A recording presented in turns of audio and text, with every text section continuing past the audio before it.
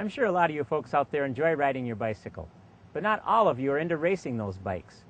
Here's race night at the Detroit Lakes 412 BMX track. Riders ready? That's right.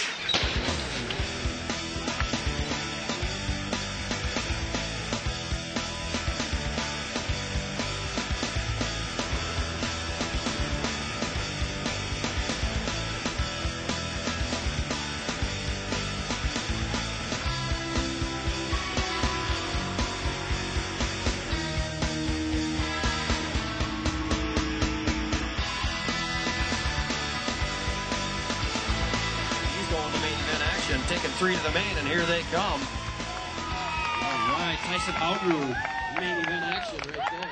What we are is a ABA, which is the American Bicycle Association, sanctioned BMX race track. And we've been racing here for 7 years. We've got kids here that race BMX bicycles. It ranges from, like I say, 3 all the way to 48. We have qualifying rounds. So you have to, do your best to get into what's called our main event. And it takes the top qualifiers and puts them into a main event, and they get to race for trophies or for what's called track bucks. We have those, so the kids, if they don't necessarily need any more trophies cluttering up their house, they can get, track bucks, and they can turn them back in, and they're useful to buy things here at our track. Our track is 100% run volunteer. It's a non-profit track. Anything that we do make here goes right back into the track to improve it and to just help make it a safe place for young kids to come every Tuesday night and race and just have a great time. Moms and dads come, grandma and grandpas. You will see tonight that this lot will be full of cars, and it's all grandpas and grandmas and aunts and uncles and moms and dads cheering for their kids.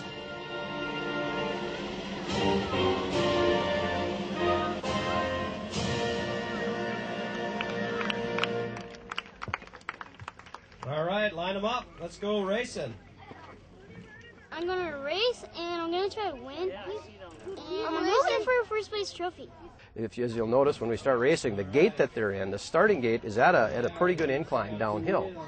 And they have to rest their front tire on that. Plus, they also have to have both feet on the pedals. So you have to balance in the gate and wait for the gate to drop. It's a balance thing, and it's an endurance thing is what it is. Come on, buddy! Come on, keep going, pedal, pedal! Come on, Evan, pedal all the way around. When the gate drops, it's like a horse race, they just go until they can't go anymore, and they come across the finish, and we pick them away, and they go into the main event, and they just have a great time.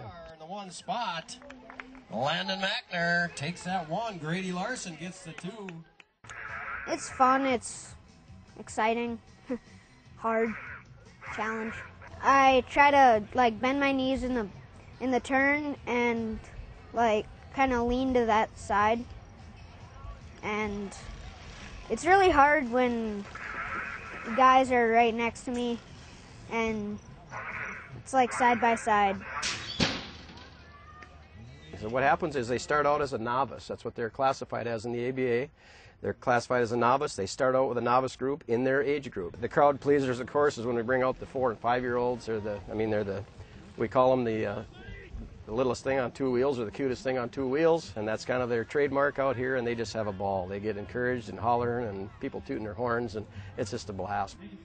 They have to gain 8 wins in the main event to jump into what's called our intermediate class. And there's some kids that excel through very rapidly. There's some that don't, but that's okay. They just get more and more experience as they go.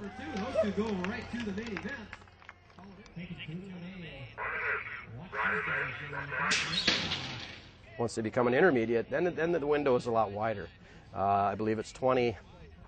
Don't quote me, but I believe it's 26 or 27 first place wins they have to get before they become what's called an expert.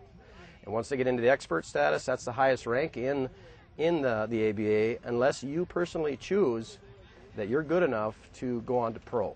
And that's what these 2 guys that did the clinic here in town last week have chosen to become pro, and that puts them in a whole other level.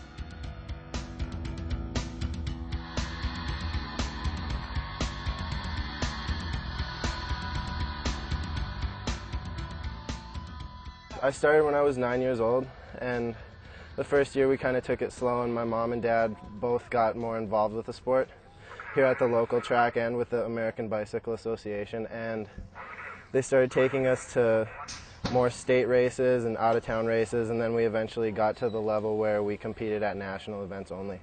I like to compete at nationals now because, like, ever since I turned pro, you can't just race anywhere. At nationals, I get to have my own class of pros. It's the rush. It's a rush.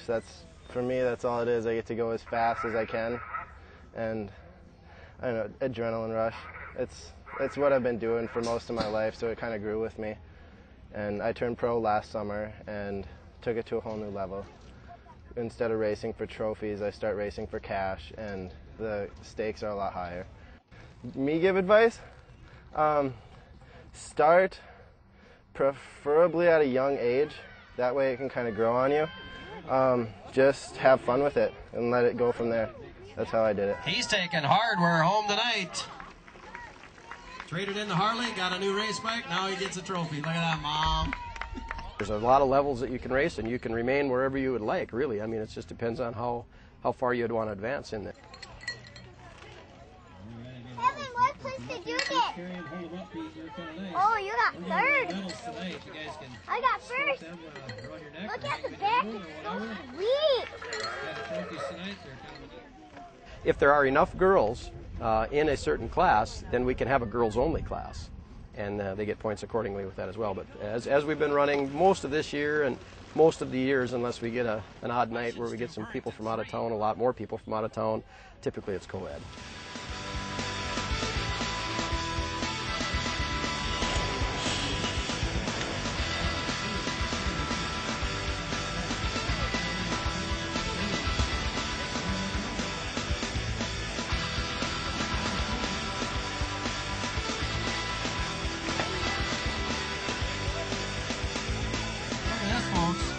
Burrington right now with a slight advantage. Munson and Ishans side by side. Ishans takes the 2 away.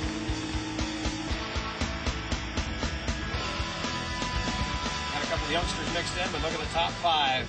It isn't just a matter of just riding around here like you're going for a ride on your bike. There's a lot of technique involved, and it's an intense race. It's 900 feet, and it's as hard as you can go.